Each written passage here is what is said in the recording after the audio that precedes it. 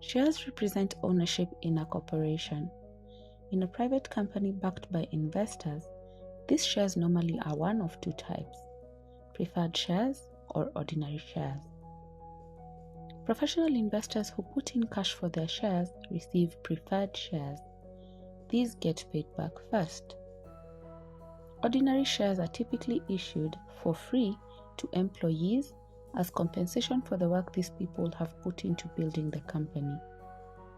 Because the owners of these shares did not put in any money, these get paid once the preferred shareholders have been paid back their investment in full. Let's look at an example. ABC Corporation set up to do business in Kenya in 2013 and raised large sums from professional investors over many years. These investors received preferred shares.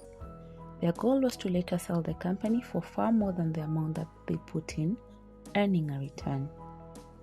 As is typical, the early employees received ordinary shares, sometimes in the form of options, in exchange for their work and for accepting a salary below their market rate. At ABC Corporation, about 100 Kenyan employees received such ordinary shares in exchange for accepting a lower salary and taking the risk on an unknown company. A smaller number of foreign employees also received these shares for their work. The current amount of preferred shares at ABC is approximately $200 million. This means that if ABC were to be sold, the first $200 million of return goes to the professional investors. If ABC were sold below this amount, for example $85 million, the investors would keep all of that return and the employees would receive nothing. You can think of it as a series of buckets, with the preferred bucket being above the ordinary bucket.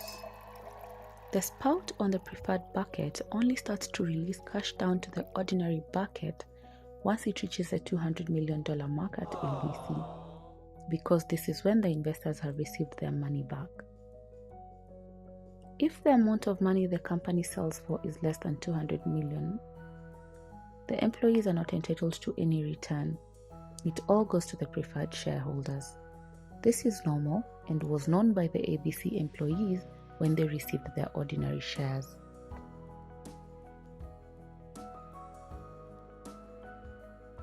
Now, let's look at an example where ABC is sold for $500 million. In this case, the preferred shareholders get all of their $200 million investment back first. But then, the $300 million extra is shared between the preferred and ordinary shareholders. Everyone is happy. The proportions in which the proceeds are shared are dictated by predetermined terms.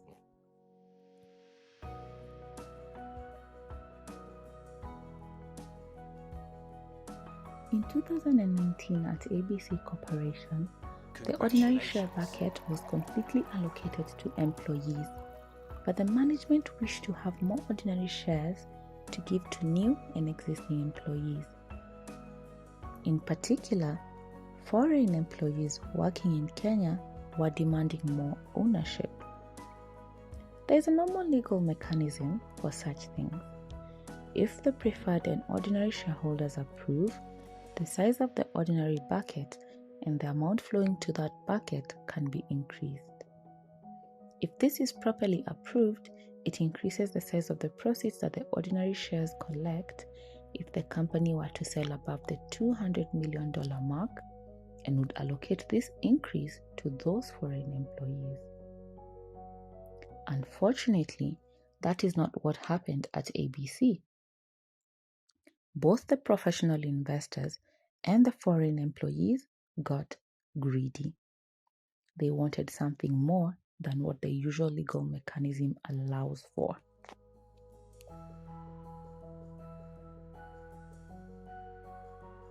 Expanding the number of shares to employees in a legal manner means that every owner of shares is affected equally. If the expansion of the ordinary share bucket represents an additional 10% of the company, this means that all owners bear the costs of the new shares, the professional investors are diluted by 10%, and the Kenyan employees who own the shares in the ordinary bucket are also diluted by 10%. This is why both share classes need to approve such an increase. Both groups need to believe that this 10% increase in shares is good for the company. For example, it may allow ABC to attract some talented employees that are critical to ABC's success. Unfortunately, this is not what happened at ABC. The investors at ABC did not want to experience dilution from the additional shares for employees.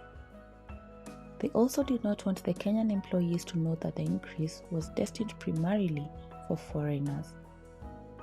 They started to scheme together on something where the professional investors would not suffer from this action and that the Kenyan shareholders would not be aware of said action.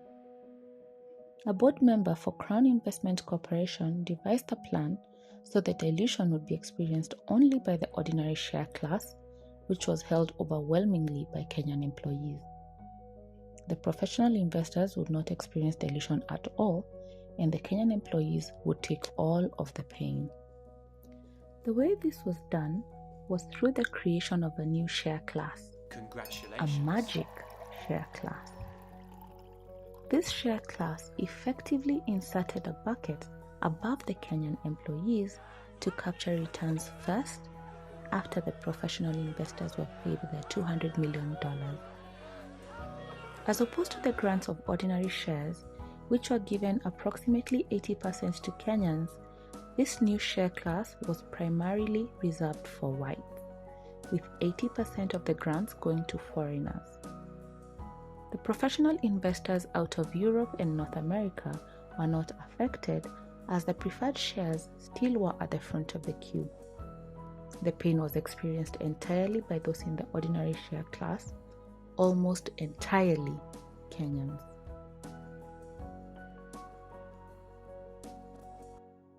This transaction was not legally approved. Between Crown Investment Corporation and two other investors, namely Envirovest and Maple Leaf, they were able to approve this transaction on behalf of all the preferred share class. But the ordinary shareholders needed to approve the transaction as well, and the investors knew that the Kenyans would never approve such a maneuver since it simply took value away from their shares and gave that value to foreigners receiving the magic share class. The ordinary shareholders were not asked to approve the transaction and were not notified of the transaction. In an illegal move, two of the foreigners holding ordinary shares signed off on behalf of the Kenyan shareholders, saying that the transaction was in their best interest. For the 100 Kenyans affected, it was not in their best interest. In fact, it has caused tens of millions of dollars of damage to the Kenyans holding this share class. Several Kenyans who built the company from the early days of ABC were to become dollar millionaires at the successful sale of the company. But now, these millions of dollars will go to foreigners who illegally jumped above them in the queue. These two foreigners who approved on behalf of the Kenyans received large grants of magic shares in exchange for their signatures, which more than compensated these two for the losses of their ordinary shares. They had a clear conflict of interest, and they neglected their fiduciary duty to shareholders when they signed off. Further, the board of directors neglected their duties and effectively carried out a racist, illegal scheme to deprive Kenyan shareholders of their rights and secretly handed those rights to foreigners. This transaction was not legally approved, and it will not stand up to a challenge in a Kenyan or English court.